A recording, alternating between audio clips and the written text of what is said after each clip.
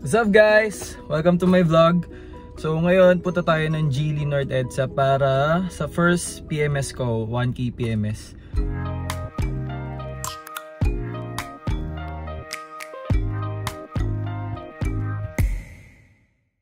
Ngayon is 9:35 AM, 10 AM yung schedule ko.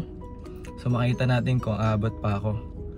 Pero ngayon, so far wala pa namang problems akong na-encounter dito sa kotse. Sobrang ganda niya talaga, sobrang solid i-drive.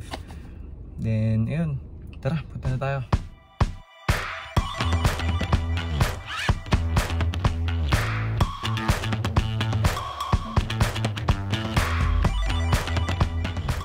Hi guys, so nandito na ako ngayon sa Geely North EDSA.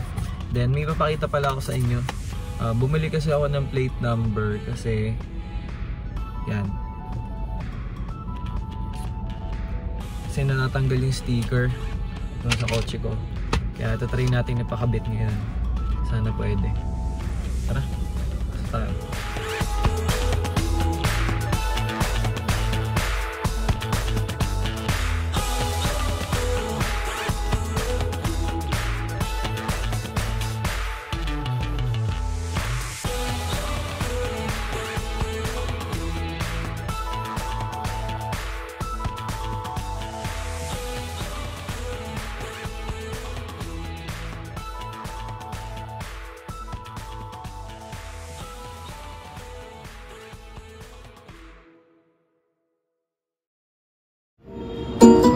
Sa Geely, then meron na silang mga parts and accessories na available. So tara, check natin.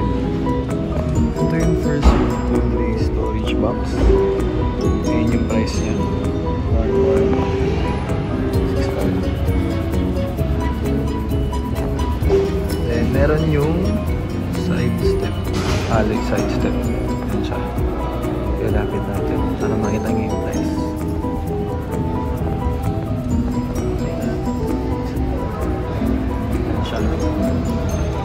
Yung quality naman niya, matibay naman.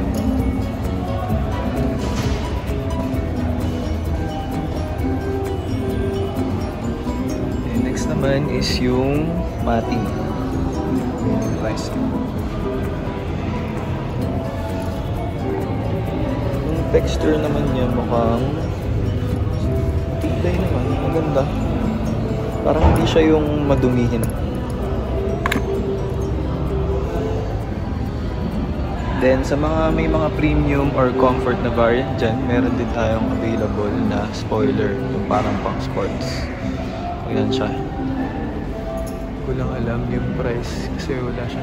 And then sila Geely Luxury car. And toy car worth 9K. Grabe, mahal. Pero maganda naman siya. So ngayon, nandito ako sa lounge. Ayan, makikita nyo naman. And pwede kayo manood ng Netflix kung gusto nyo. Pwede kayo mag-chill lang dito.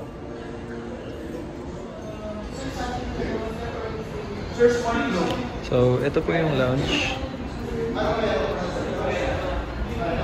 Then, habang nagpi-PMS yung kotse mo, pwede nyo siyang makita dyan.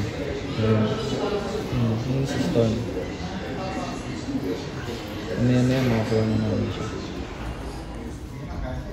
Yung si Storm, kinaka-car wash na siya.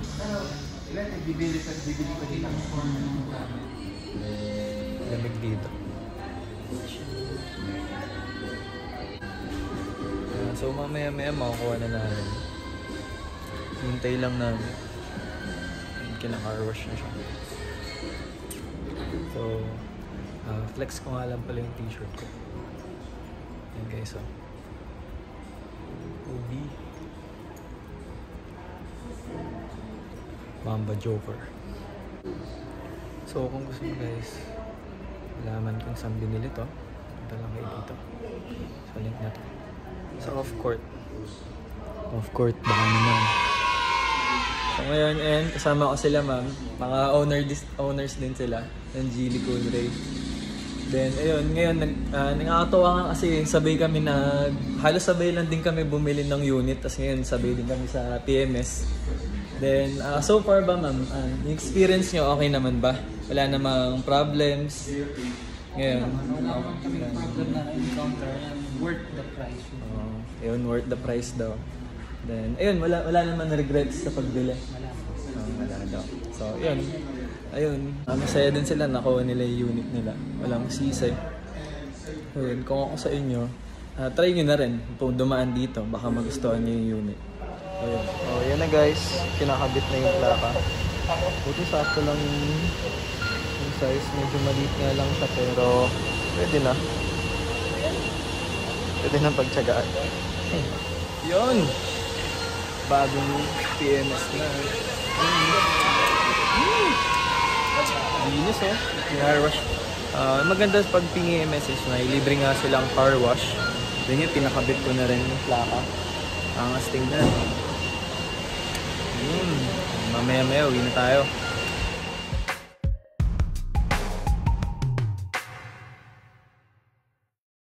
So ngayon guys, pauwi na kami. Yun, nung chinek naman nung PMS ko, wala naman naging problema. Okay naman daw lahat. Kumbaga excellent condition nga daw yung kotse. Ngayon, balik na lang daw kami sa susunod na PMS, which is after 6 months or 7,500 kilometers. Then yun, ayos naman yung service nila. Sobrang accommodating nung staff nila. Kaya sa mga nagsasabi na baka nagtataka sa after sale service nila, maganda. Sobrang accommodating yung Geely. So yun, nakatuwa lang kanina na yung halos kasabay namin bumili ng kotse na nakasabay namin sila sa PMS din. Then thank you nga pala sa staff kanina nag-accommodate sa amin. Sobrang maganda na after service nyo.